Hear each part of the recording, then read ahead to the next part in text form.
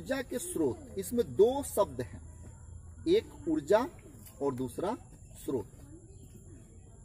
दोस्त, ऊर्जा जो है वो ऊर्जा कहने का तात्पर्य होता है कि किसी काम को करने की क्षमता को ऊर्जा कहते हैं। एक व्यक्ति ऊर्जावान है तो वो किसी काम को कर सकता है। हमारे आसपास ऊर्जा के कई रूप हैं जो हम लोग के जीवन में काफ़ी महत्वपूर्ण भूमिका निभाते हैं, जैसे ऊष्मीय ऊर्जा, प्रकाश ऊर्जा, ध्वनि ऊर्जा, विद्युत ऊर्जा। ये तमाम ऐसे ऊर्जा के रूप हैं जिससे हम अपने जीवन के कई कार्य को संपादित करते हैं। अब बात आती है, एक तो ऊर्जा है और दूसरा क्या है, स्रोत। तो स्रोत का मतलब क्या होता है? तो स्रोत का मतलब होता है कि जहां से हम ऊर्जा के उस रूप को प्राप्त करते हैं उसे हम ऊर्जा का स्रोत कहते हैं। जैसे अगर हम जब जलाते हैं किसी लकड़ी को तो लकड़ी हमारे लिए ऊर्जा का स्रोत हुआ, वहां पर ऊष्मीय ऊर्जा हमें लकड़ी से प्राप्त होती है। जब हम टॉर्च जलाते हैं तो रोशनी हमें टॉर्च से मिलती है, तो वहां पर प्रकाश ऊर्जा हमें कहिए कि टॉर्च से प्राप्त हो रही है। तो दोस्त, हम लोग जो हैं वो पृथ्वी पर रहने वाले वासी हैं, और पृथ्वी के जो लोग हैं, तो पृथ्वी पर ऊर्जा के जो मुख्य स्रोत हैं वो क्या हैं? पृथ्वी पर जो ऊर्जा के मुख्य स्रोत हैं वो है सूर्य। सूर्य से ही आज हम चाहे जिस रूप में ऊर्जा को देखें, पृथ्वी पर जो भी ऊर्जा का रूप उपलब्ध है वह सूर्य से ही प्राप्त ऊर्जा है और कहीं से वो नहीं आया हुआ। अब कई लोगों के मन में सवाल आता है कि आखिर सूर्य से ही तो, हमारे पास तो कई और ऊर्जा के रूप है, ईंधन के रूप में ऊर्जा है, कोयला है, डीजल है, पेट्रोल है, ये सब सूर्य से ही कैसे प्राप्त होती है? दोस्तों, जब पृथ्वी का निर्माण हुआ था तो उस समय उससे पहले सूर्य का निर्माण हुआ था, और सूर्य में जो है, सूर्य एक हाइड्रोजन गैस का गोला है जिसके अंदरूनी भाग में, उसके केंद्र में हाइड्रोजन के जो एटम हैं, कण हैं, वो दो हाइड्रोजन के कण आपस में मिल करके एक हीलियम बनाते हैं, और इससे काफी अधिक मात्रा में ऊर्जा विमोचित होती है, ऊर्जा बाहर निकलती है। तो यह जो प्रोसेस है इसको संलयन की अभिक्रिया के नाम से जाना जाता है। और जो संलयन अभिक्रिया है इसमें हाइड्रोजन के दो एटम आपस में मिलकर के एक हीलियम बनाते हैं, और परिणाम स्वरूप अत्यधिक मात्रा में ऊर्जा वहां से विमोचित होती है। वो ऊर्जा कई रूपों में चारों तरफ फैलती है, जिसमें से उसके कुछ रूप और कुछ मात्रा पृथ्वी तक आते हैं। और जो पृथ्वी तक आते हैं उसमें से क्या क्या है? प्रकाश ऊर्जा है, उसके साथ ऊष्मीय ऊर्जा है, उसके साथ रेडिएशन है। तो पृथ्वी पर जो भी चीज हमें दिख रहा है, अगर मैं जीवन की बात करूं तो पृथ्वी पर तीन तरह जीवन के, पूरे जीवन को, जो लाइफ है, जो जीवित प्राणी है, जो सजीव जगत है, उसे तीन भागों में विभाजित किया गया है। पहले ऐसे प्राणी जो सूर्य के रोशनी से भोजन को प्राप्त करते हैं, जिसमें से पादप और पौधे आते हैं, वृक्ष आते हैं, जिसको हम लोग प्रोड्यूसर कहते हैं, अर्थात उत्पादक कहते हैं।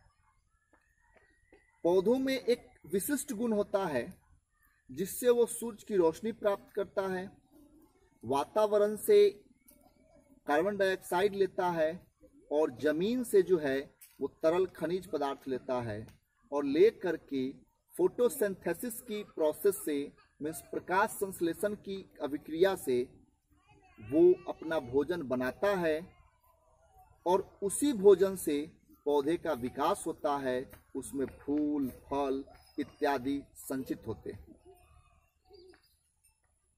उसके बाद जो पौधे हैं वो प्रोड्यूसर है, उत्पादक हैं। उसके बाद होते हैं कंज्यूमर मीन्स उपभोक्ता। वो तमाम जीव जंतु जो सूरज की रोशनी से अपना भोजन नहीं बनाते हैं, अपना भोजन खुद नहीं बनाते हैं, जिसमें मनुष्य, जानवर, जानवर में हिरन, बकरी, गाय, ये तमाम जानवर और हम जैसे मनुष्य सूरज की रोशनी से अपना भोजन नहीं बना सकते। हमारे पास सूरज से एनर्जी हम लेते हैं, कुछ एनर्जी लेते हैं हीट और रेडिएशन के रूप में, लेकिन उससे हमारे जीवन काल पर विशेष जो हमारी आवश्यकताएं हैं ऊर्जा की, उसकी पूर्ति नहीं हो सकती। तो हम क्या करते हैं, उस पौधे को खाते हैं। हम लोग पौधे को प्रत्यक्ष या अप्रत्यक्ष रूप से खाते हैं। प्रत्यक्ष रूप से सेवन करने का तात्पर्य है कि हम लोग साग, मूल, कंद, गाजल, ये सब जो चीज लेकर खाते हैं फल, तो वो पौधे के ही अंश को खा रहे हैं, तो वो हमारा प्रत्यक्ष रूप से हो गया। और अप्रत्यक्ष रूप कहने का तात्पर्य होता है कि पौधे से उत्पन्न, जैसे पौधे को हिरन ने खाया, पौधे को बकरी ने खाया और उस बकरी को हम लोग खाते हैं, खस्सी को हम लोग खाते हैं। पौधे को गाय खाया और गाय के दूध को हम लोग खाते हैं।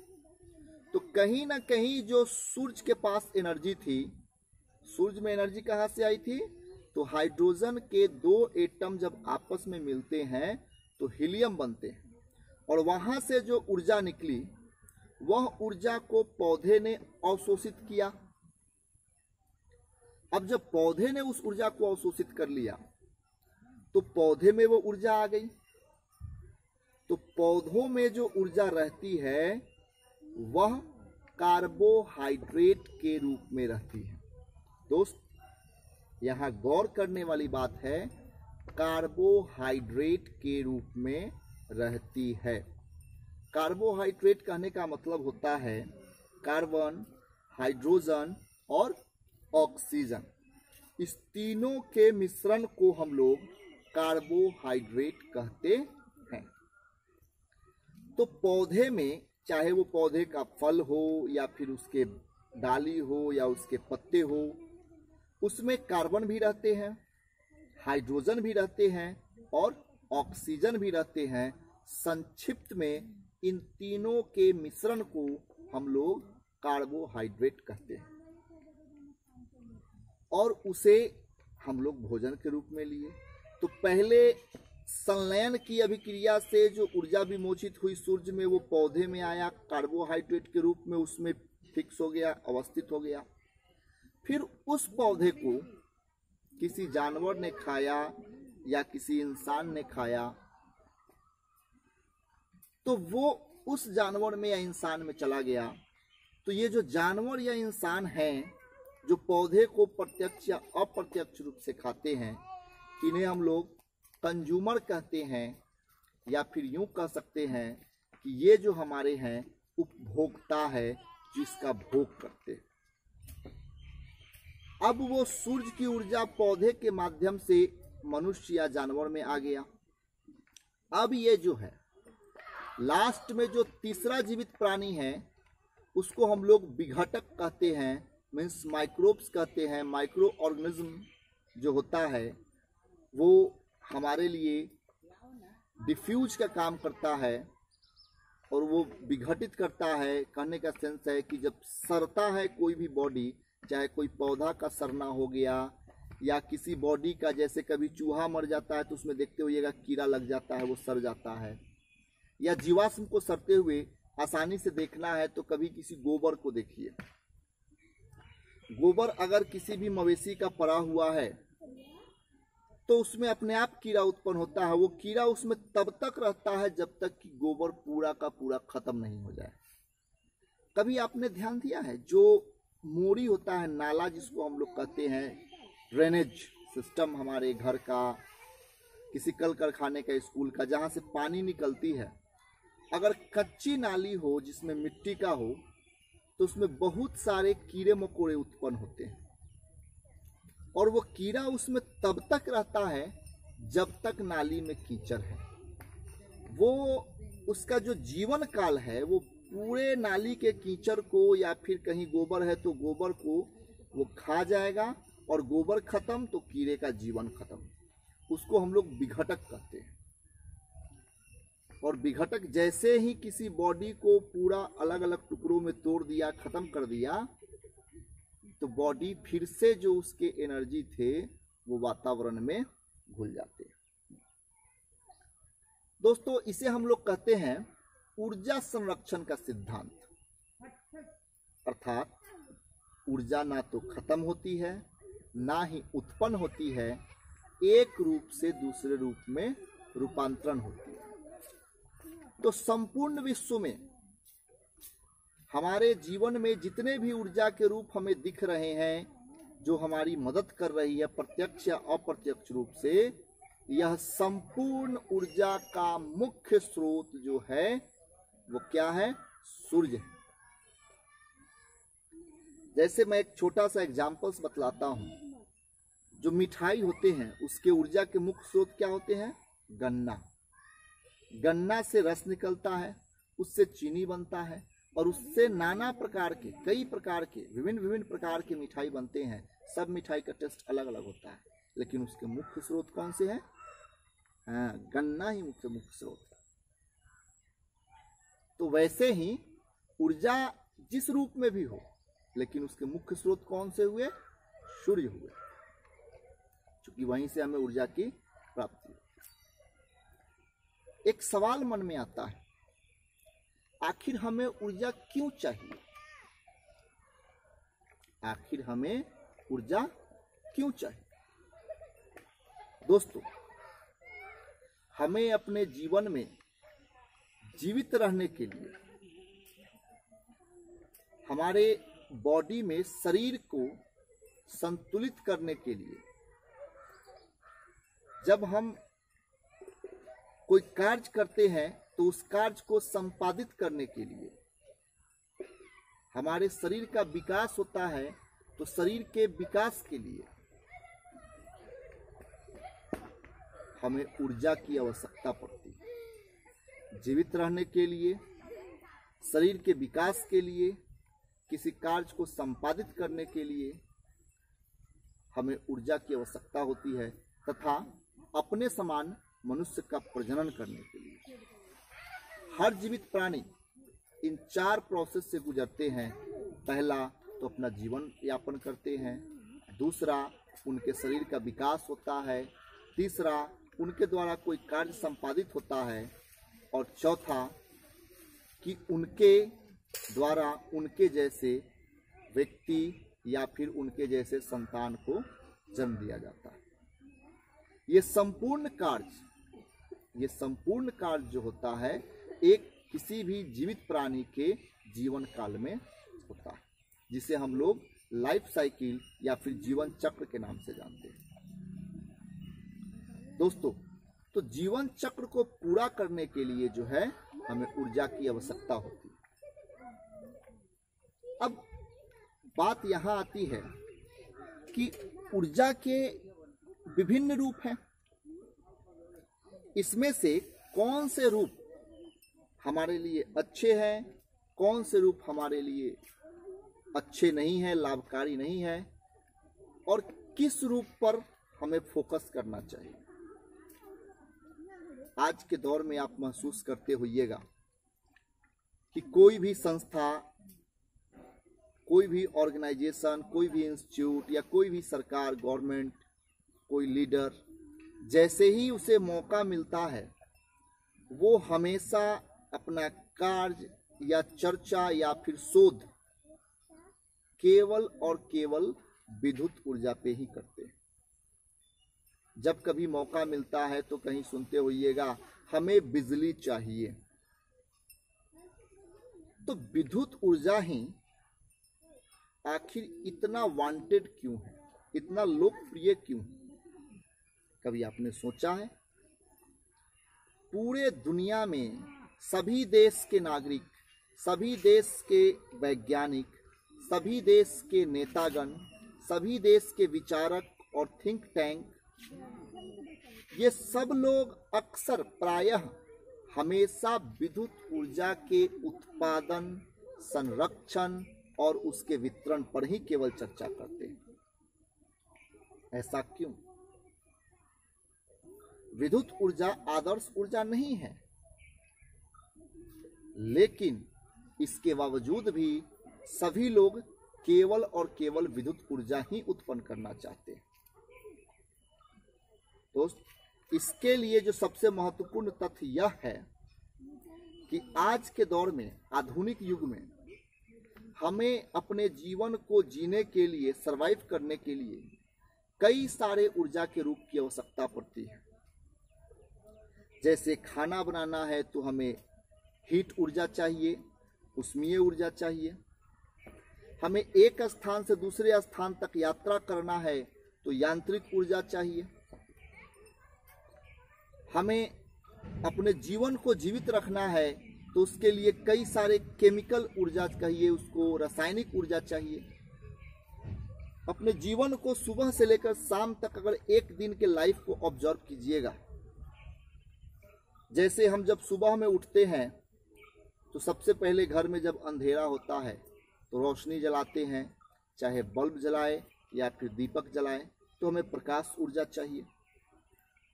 उसके बाद जब हम बाथरूम जाते हैं तो हमें पानी की आवश्यकता पड़ती है, तो वह दो तरह से मिलते हैं। अगर घर में टंकी आपके है, टैंक है, वाटर टैंक, तो वहाँ से प्राप्त करते हैं ऊर्जा, तो वो पहले से स्थितिज ऊर्जा के रूप में रहता है। उसके बाद हम जब हाथ धोते हैं, साबुन का उपयोग करते हैं, मुंह धोते हैं तो ब्रश का उपयोग करते हैं, उसमें पेस्ट का उपयोग करते हैं, यह सब रासायनिक ऊर्जा। उसके बाद हम जब नाश्ता बनाते हैं तो उसके लिए हमें उष्मीय ऊर्जा चाहिए। फिर हम अपने ऑफिस, दफ्तर या स्कूल के लिए जब प्रस्थान करते हैं, जाते हैं, तो उसके लिए हमें यांत्रिक ऊर्जा की आवश्यकता पड़ती है, चाहे हम साइकिल से जाए, मोटरसाइकिल से जाए, बस से जाए। तो ये तमाम पहलुएं जो हैं, इन सबको अगर देखा जाए तो एक मनुष्य के जीवन में प्रतिदिन कई ऊर्जा के रूपों की आवश्यकता होती है। यह ऊर्जा के जो रूप हैं, यह मनुष्य के जीवन के जीने के तौर तरीके पर निर्भर करते हैं। आज से 20-25 साल पहले के जो मनुष्य होते थे, उनका जीवन आज की तुलना में साधारण हुआ करता था। आज हर किसी के घर में लैपटॉप, मोबाइल, टीवी, और इन सब को संचालित करने के लिए हमें विद्युत ऊर्जा की आवश्यकता पड़ती है। तो जितने भी ऊर्जा के रूप मैंने आपको काउंटिंग कराए, गणवाए, ये सभी ऊर्जा का रूप केवल और केवल विद्युत ऊर्जा से आज के दौर में आसानी से प्राप्त किए जा सकते हैं। आज के दौर में हमारा विज्ञान, हमारी तकनीकी और हमारी व्यवस्था इतनी दृढ़ हो चुकी है कि हम अपने घर में केवल एक पतला तार लाते हैं जिससे विद्युत ऊर्जा आती है, और उस विद्युत ऊर्जा को अपने जीवन में उपयोग होने वाले तमाम ऊर्जा के रूप में परिवर्तित कर लेते हैं। आप लोग बॉल देखे होइएगा, बॉल क्या करता है? विद्युत ऊर्जा को प्रकाश ऊर्जा में परिवर्तित करता है। हीटर देखे होइएगा, हीटर क्या करता है? विद्युत ऊर्जा को उष्मीय ऊर्जा में परिवर्तित करता है। मोटर होता है या फैन जिसको कहिए, पंखा जिसको देखते हैं, पंखा क्या करता है? विद्युत ऊर्जा को यांत्रिक ऊर्जा में परिवर्तित करता है, मैकेनिकल एनर्जी में परिवर्तित करता है। हमें हवा चाहिए होती है, हवा का चलना पंखा से प्राप्त करते हैं, विद्युत के माध्यम से। खाना बनाना है, विद्युत के माध्यम से बन जाता है। कपड़ा प्रेस करना है, विद्युत के माध्यम से बन जाता है। यहाँ तक कि अब आप लोग आम हो चुका है, विद्युत से चार्ज होने वाले गाड़ियां भी चल रही है, रिक्शा जिसको ई रिक्शा कहते हैं और ई बाइक कहते हैं। ई मतलब इलेक्ट्रॉनिक्स होता है। ऐसे मोटरसाइकिल हैं जो विद्युत से चार्ज होकर के इसके बाद चलते हैं। मतलब है कि हमारे जीवन में जितने ऊर्जा के रूपों की आवश्यकता है, उन तमाम ऊर्जा के रूपों की पूर्ति केवल और केवल विद्युत ऊर्जा से की जा सकती है। इसीलिए सभी देश, सभी संस्थाएं, सभी विचारक और वैज्ञानिक गण तथा विद्यार्थी गण केवल और केवल विद्युत ऊर्जा के बारे में ही सोचते हैं। अभी आप लोग क्लास 10वीं के छात्र हैं और क्लास 10वीं के विद्यार्थी हैं, तो अभी से आपको इसलिए ये पढ़ाया जा रहा है ताकि आने वाले समय में आप अंतर स्पष्ट करें कि कौन सा ऊर्जा हमारे लिए कितना महत्वपूर्ण है और कितना महत्व रखता है। दोस्तों, एक आखिरी सवाल, आखिर आदर्श ऊर्जा क्या है?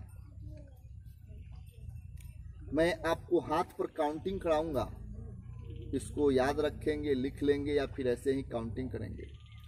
आदर्श ऊर्जा होने के कुछ लक्षण होते हैं। सबसे पहला लक्षण क्या है? आदर्श ऊर्जा हम उसे कहेंगे जो सब जगह विद्यमान हो। अगर आपके नजर में कोई ऐसा ऊर्जा का रूप हो तो बतलाइएगा। सब जगह, सब जगह कहने का मतलब है पृथ्वी के सभी भौगोलिक परिस्थितियों में हर जगह जो ऊर्जा का रूप पाया जाता हो, उस ऊर्जा को हम लोग आदर्श कहेंगे। क्योंकि आदर्श ऊर्जा या आदर्श कोई भी वही हो सकता है जो सर्वसम्मति से पारित हो, और सर्वसम्मति से तभी पारित होगा जब सबके लिए उपलब्ध होगा। दूसरा उसके गुण होते हैं क्या? वह सस्ता हो, मीन्स एट लो कॉस्ट, कम दाम में उपलब्ध हो। तीसरा उसके क्या गुण है? कि वह आसानी से मिल जाए। एक नंबर सब जगह हो, दूसरा नंबर सस्ता हो, तीसरा वह आसानी से मिल जाए। चौथा उसके गुण है कि वह प्रदूषण कम उत्पन्न करे तथा सजीव जगत के लिए हानिकारक न हो। पांचवा उसके गुण है उसका रख रखाव काफी ही आसान हो। छठा उसके गुण है उसे एक स्थान से दूसरे स्थान तक ले जाना काफी आसान है। सातवां उसके गुण है उसका उपयोग करना आसान हो तथा खतरनाक न हो, सुरक्षित हो और आसान हो। आठवां उसके गुण है वह अत्यधिक मात्रा में ऊर्जा विमोचित करता हो। और नौवां उसके गुण है वह हर मौसम में उपयोग किया जा सकता हो। दोस्तों, आदर्श ऊर्जा के रूप या आदर्श ईंधन के जो 9 पॉइंट्स हैं, इनको याद रखिएगा। और यदि इस पैमाने पे आप बैठाना चाहेंगे तो शायद कोई ऐसा ऊर्जा अब तक नहीं है जो इस 9 पैमाने पे खरे उतरते हो। उदाहरण स्वरूप मैं आपको कुछ की बात कर रहा हूं। मैंने सबसे पहले कहा कि जो सब जगह उपलब्ध हो। एक भी ऐसा ऊर्जा का रूप नहीं है जो दुनिया में हर जगह उपलब्ध है। पहले तो आसान सी भाषा में कहे कि पूरे दुनिया का 70% भाग है जो जल से घिरा हुआ है, जल उस पर है, और उसके बाद का जो भाग है वो थल है। इसमें भी पहाड़ है, पठार है, जंगल है, समतल है, नदी है। तो सब जगह की जो भौगोलिक परिस्थिति है ये भिन्न भिन्न प्रकार की है। तो कैसे कोई एक वस्तु या कैसे कोई एक ईंधन सब जगह पाया जा सकता है? तो ये संभव ही नहीं। दूसरा चीज, जो सबके लिए उपलब्ध हो। अगर मैं मनुष्य की बात करूं, व्यक्ति विशेष की बात करूं, तो मनुष्य का जो सामाजिक स्तर है वो अलग अलग है और हर मनुष्य अपने सामाजिक स्तर के तौर पर ऊर्जा का चुनाव करता है।